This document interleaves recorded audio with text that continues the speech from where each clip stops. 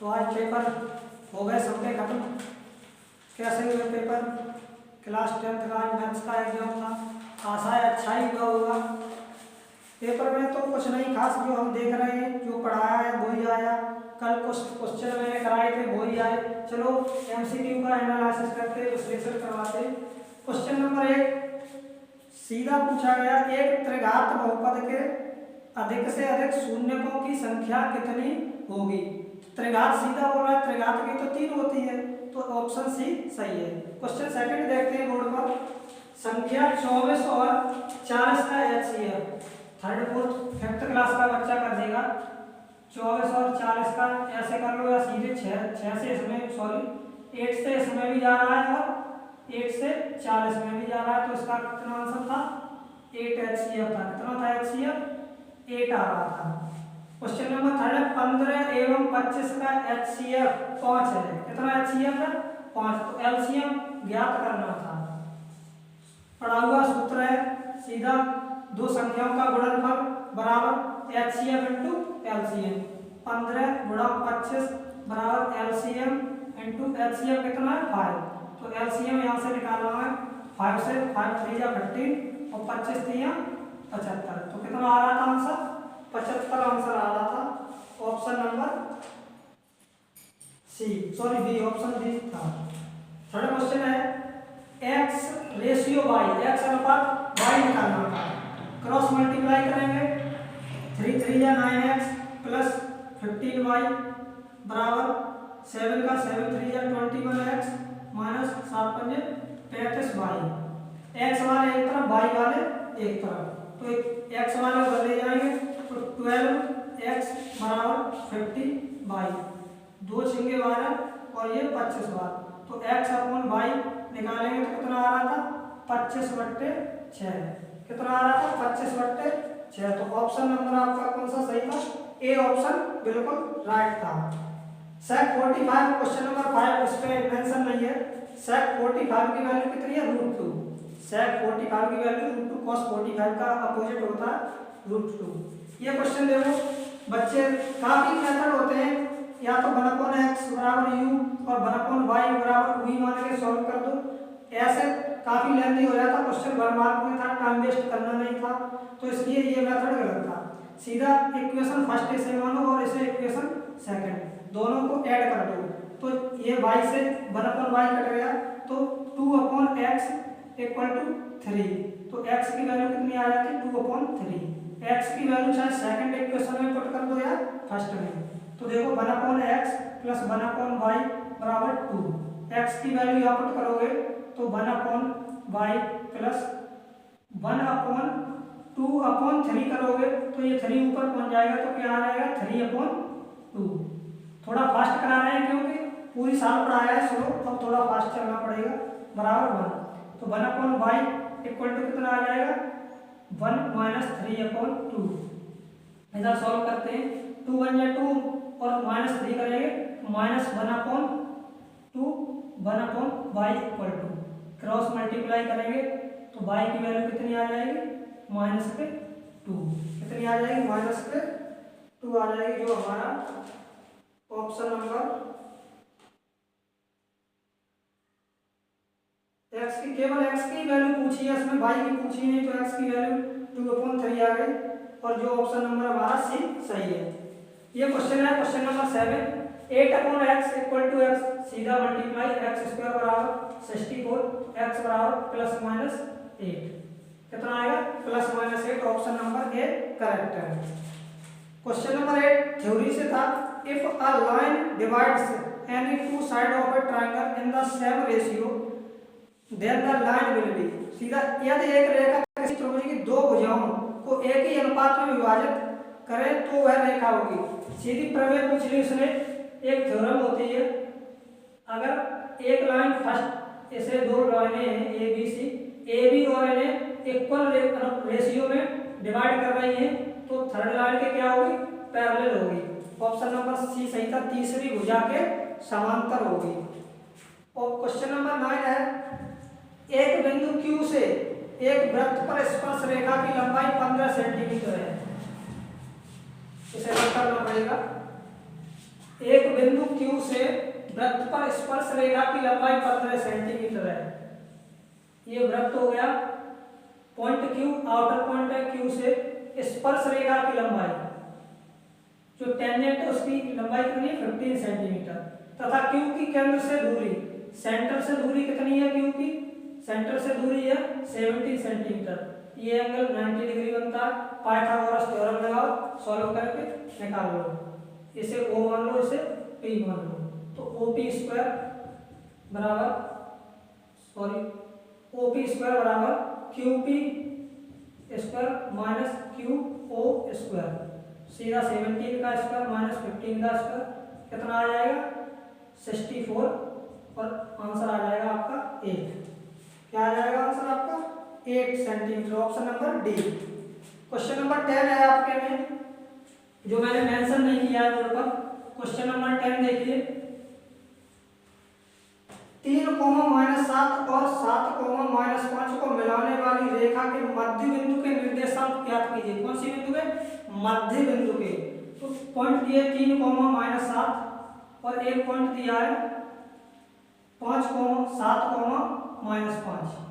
मध्य बिंदु के निर्देशांक ज्ञात करने के सीधा x का x के कोऑर्डिनेट से ऐड करो, डिवाइड 2 कर दो, 3 + 7/2 और -7 + -5/2, तो 5,-6 हमारा आंसर आ जाता। 5,-6 ऑप्शन नंबर सी क्या करेक्ट है।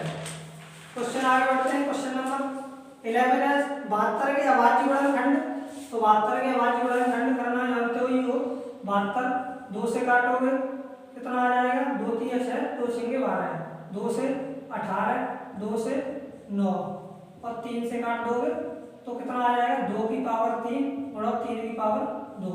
अभाज्य गुणनखंड क्या आ जाएंगे 2 की power 3। Option number A correct है, ऑप्शन ए। जो क्वेश्चन इंटरेस्टिंग क्वेश्चन है, क्वेश्चन नंबर 12। कुछ नहीं, थोड़ा दिमाग लगा, बच्चे घबरा गए होंगे क्वेश्चन नंबर 12 में। क्वेश्चन नंबर 12, साइन ए बराबर कॉस ए दे रखा था। उसमें क्या दे रखा था, साइन ए, और ए का मान पूछा था। किसका मान पूछा था, ए का। कॉस को इधर ट्रांसफर करके लाओगे तो sine A upon cos A equal to क्या है 1। Sine A, sine upon cos क्या होता है tan ए इक्वल टू 1, तो tan A equal to tan 45, तो ए इक्वल टू कितना आ जाता है 45 डिग्री। ए की वैल्यू कितनी 40, ऑप्शन नंबर भी करेक्ट है। क्वेश्चन नंबर 13 है, जो थोड़ा कैलकुलेशन वाला क्वेश्चन था कुछ नहीं, सीधे फॉर्मूले जो 3 आइडेंटिटी पढ़ाई गई है आपको, बस उसी से रिलेटेड क्वेश्चन था। क्वेश्चन नंबर 13, 1 + tan स्क्वायर ए अपॉन cosec स्क्वायर ए। सीधा पढ़ा होगा आपने, 1 + tan स्क्वायर थीटा बराबर क्या होता है sec स्क्वायर थीटा और cosec स्क्वायर ए, cosec स्क्वायर ए। cosec ऊपर पहुंच जाएगा, sin बन जाएगा, sec नीचे आके cos, तो sin स्क्वायर ए अपॉन cos स्क्वायर ए बराबर आंसर आता है tan स्क्वायर ए। कौन सा, tan square A, option number A correct था हमारा। Question number 14, 1 + cot square theta, 1 + cos theta और 1 - cos थीटा। सीधा फॉर्मूला 1 + cot स्क्वायर थीटा लिखा है, 1 - ये इसमें स्क्वायर ऑफ डिफरेंस, इसमें क्या लग जाएगा square of difference, a + b a - b क्या लगेगा a + b a - b। और 1 + cot स्क्वायर थीटा पता होता है क्या होता है cosec स्क्वायर थीटा, और ये क्या है 1 - cos स्क्वायर थीटा, तो cosec स्क्वायर थीटा और dot sin square theta. sin से cosec खत्म, आंसर कितना 1। आंसर कितना आता, ऑप्शन नंबर डी सही था, आंसर आता 1। 15, क्वेश्चन नंबर 15 है, 3.5 सेंटीमीटर वाले त्रिज्या वाले वृत्त के चतुर्थांश का क्षेत्रफल। चतुर्थांश सब जानते होंगे, चतुर्थांश चौथा पार्ट जो सर्कल का होता है, 1/4 वो होता है चतुर्थांश। क्या होता है, ये सर्कल है, इसका ये पार्ट चतुर्थांश हो गया। चाहे तुम θ/360 × πr² लगा दो, चाहे 1/4 πr² लगा दो, आंसर आएगा। थीटा 90 पुट करोगे तो यही आएगा, तो 1/4 पाई और कितना है 3.5 का स्क्वायर। कितना आ जाएगा 3.5 का स्क्वायर, जो हमारा आंसर आ जाएगा π/4। Option number C 12.25 centimetre square. Option number C correct था। क्वेश्चन नंबर 16, त्रिज्या r, दोनों क्वेश्चन सेम है, बस यहाँ पे उसने क्षेत्रफल पूछ लिया, उसने इधर संगत चाप की लंबाई पूछ ली। क्षेत्रफल का कोण 40 डिग्री है। जो क्वेश्चन नंबर 16 है उसमें एंगल कितना है 40 डिग्री एंगल दे रखा है। θ/360 इंटू 2πr लगाते हैं इसमें। संगत चाप की लंबाई, चाप की लंबाई सर्कमफ्रेंस पर, चाप की लंबाई कम होती है, जैसे ये कोण ये है, ये 40 डिग्री का एंगल है, तो उसने इसका एरिया नहीं पूछा, क्षेत्रफल नहीं पूछा आपको, ये पूछी संगत चाप की लंबाई।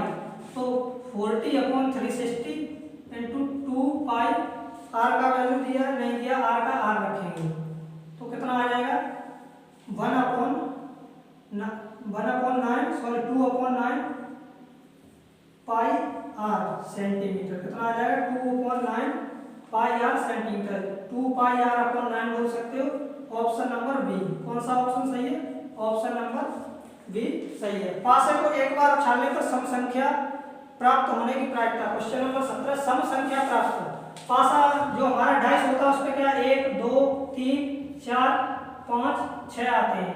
2 4 6 सम संख्या है, तो क्या होता है टोटल आउटकम नीचे ऊपर फेवरेबल आउटकम। प्रोबेबिलिटी का फॉर्मूला यही होता है। तो फेवर में कितने 1 2 3 नंबर, फेवर में टोटल 6, 3 दूनी 6। उत्तर क्या है 1/2। बिल्कुल सिंपल क्वेश्चन था 17। ऑप्शन नंबर ए करेक्ट था। निम्नलिखित सारणी का बहुलक वर्ग होगा। बहुलक वर्ग क्या होता है? जो सबसे ज्यादा फ्रीक्वेंसी, सबसे ज्यादा बारंबारता जिस इंटरवल के, जिस वर्ग के अक्रॉस होती वही बहुलक वर्ग होता है। तो 15 से 20 में 15 से 20 के समान सामने 12 था, तो यही बहुलक वर्ग हो जाएगा क्वेश्चन नंबर 18 में। बहुलक वर्ग ऑप्शन नंबर कौन सा सही था 18 का? ऑप्शन नंबर सी सही था। Option number C. चलते हैं आगे। Question number 19। क्वेश्चन नंबर 19 में क्या था देखो, बिल्कुल सिंपल एमसीक्यू, बिल्कुल भी डिटेल से नहीं, कोई थ्योरम वगैरह नहीं, एक दो जगह थ्योरम पूछी है। दो विभिन्न पासों को एक साथ उछाला जाता है, एक द्विक आने की प्रायिकता। द्विक क्या मतलब एक ही संख्या दो बार आए। पासे में कितने बनते हैं टोटल 6 × 6, जब दो बार उछाला जाए तो 36। द्विक आने मतलब एक ही संख्या दो बार, तो 1, 1 रिपीट होगी, 2, 2, 3, 3, 4, 4, 5, 5 और 6, 6। तो टोटल नंबर फेवर में कितने हैं 6 और टोटल कितने 36। 6 1 6 6 6 या 36। 1/6 आंसर कितना आता 1/6 आंसर आता, जो option number A. Option A correct है। कौन सा ऑप्शन करेक्ट है? ए। चलते हैं लास्ट क्वेश्चन एमसीक्यू में। क्वेश्चन नंबर 20 मीडियन क्लास पूछा है। इंटरेस्टिंग क्वेश्चन है। मीडियन क्लास क्या होता है देखो, मीडियन क्लास की बात करें तो इसमें दिया है टोटल फ्रीक्वेंसी, जो बारंबारता होती है उसको ऐड कर लो, तो 3 + 6 + 8 प्लस, चलो टेबल बना के पूरा बता दें, 0 से 10, 10 से 20, 20 से 30, 30 से 40, 40 से 50, 50 से इतना ही है, 40 से 50 तक। और एफआई की टेबल क्या है? एफआई की 3 6 8 4 10। एफआई की टेबल इतनी है। आपको सीएफ कम्युलेटिव फ्रीक्वेंसी निकालनी है। 3 9 9 8 17 17 4 21 21 और 10 31। कम्युलेटिव फ्रीक्वेंसी कितनी है 31। अब देखो टोटल इसका सम करें अगर एफआई का टेबल का, तो कितना आ रहा है 31। टोटल सम करने पर 31 आ रहा है। 31 / 2 तो कितना आया 15.5। या तो 15.5 के बराबर सीएफ में कोई वैल्यू हो, या 15.5 से ग्रेटर हो, ज्यादा हो। तो सीएफ की टेबल में देखो 17 या 15.5 से ज्यादा वैल्यू हो, सबसे फर्स्ट है, तो इसी के सामने जो इंटरवल है उसी को क्या बोलेंगे? माध्यक वर्ग बोलेंगे। तो माध्यक वर्ग हमारा क्या हो जाता 20 से 30। माध्यक वर्ग क्या हो जाता 20 से 30। ऑप्शन नंबर हमारा सी सही था। ये थे आपके 20 एमसीक्यू। अगले क्लास में हम आपको आगे भी सेक्शन बी और सेक्शन सी का एनालिसिस कराएंगे। अगर वीडियो पसंद आई हो तो चैनल को सब्सक्राइब सब्सक्राइब करें, कमेंट करें अगर कोई भी क्वेश्चन समझ में ना आ रहा हो। Thank you. आगे भी पेपर के लिए घबराएं ना, पेपर जैसा भी हुआ है अच्छा ही हुआ है। आगे 11th की सोचो, पेपर खत्म हो गए मेरी समझ से, शायद 10th क्लास का एक रह गया आर्ट का एग्जाम, तो उसमें आर्ट में तो आपको आता होगा। आगे देखिए, धन्यवाद। 15